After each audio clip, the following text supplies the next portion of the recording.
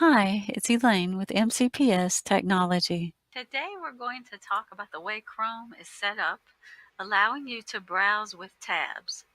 Now, tab browsing, what it does is it allows you to use the same window to view multiple websites at the same time without having multiple windows open.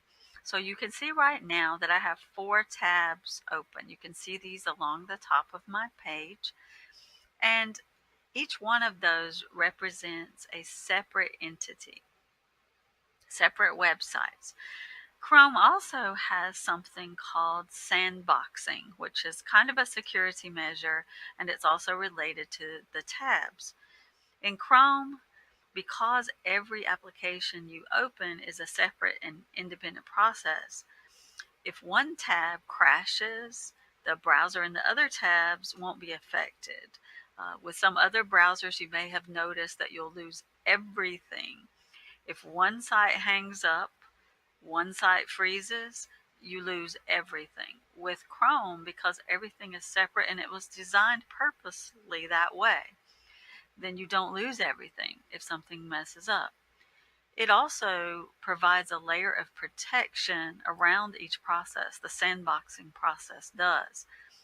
Because just like an actual sandbox, it's designed to protect each tab. So let's say you inadvertently open a virus or a malicious web page that's been designed to harm your computer, or maybe even a familiar website that's just been hacked. The sandbox design kind of traps the malicious code. It restricts it and contains it and prevents it from attacking other tabs. So something can be running that's bad in one tab, and as soon as you close that tab, the malicious code is gone without any harm to your computer. So that's just a good thing to know, and it's one of the reasons that Chrome is such a great browser. Now, getting back to our tabs, notice that I can easily switch between tabs. Here's PictoChart, here's Twitter, here's my YouTube account. And this is what we call the new tab page. So when you open a new tab, which I can do by simply clicking this blank tab space, it will give me a Google search engine. And of course, you don't need that because you can search right from the Omnibox. It will also give me small thumbnails of each of the sites that I visit most often. And if I click on any of those, then I'll go directly to those. Now, I can also move tabs. I can close them easily by clicking on this small X. But if I decide that I want PictoChart over here and Twitter over here, I'm just holding down my mouse. I'm holding down the left click and I'm just dragging those. It's that easy to move them. I can also pull a tab out and make it its own window. Notice how that becomes its own window, and I can move it back if I want to. And so tabs are very versatile. When you right click, you can also do several things. Notice if I right click here, check this out. I can close all tabs to the right. Let's say I have a bunch of tabs open. I can quickly just close every one to the right of wherever I am. That's kind of neat.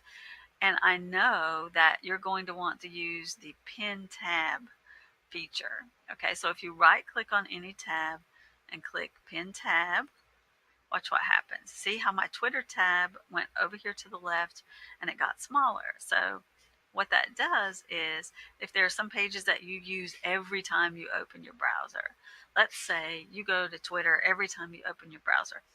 And so I might consider pinning those, because what happens with pin tabs is that every time you start your Chrome, they're automatically there. So this saves you time and it makes your favorite pages easier to access. Now, the thing to keep in mind though, it takes up less real estate on your page, but it still takes up resources on your computer. So you don't want to go overboard with pinning tabs. If you want to unpin the tab, you simply click on it, right click on it again, and click on Unpin tab, and you'll see that it goes back to the normal way. That's just a few things about tabs in Chrome, and I'd like you to go now and practice pinning some tabs, play around, move your tabs, and see if you enjoy that as much as I do. See you soon.